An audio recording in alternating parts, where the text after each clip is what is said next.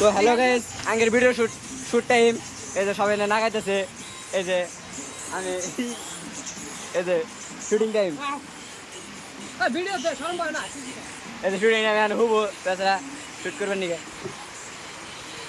মেলা কিছু হয়েছে বলক। আমরা কি করবো আইডিয়া বগেরে এই যে শুটিং টাইম ওয়াশরুম মাটি মানি বলে লাইভ দিয়ে ভিডিও বানা ওয়াশরুম মাটি আরে যে লাইভ হয়ে গেছে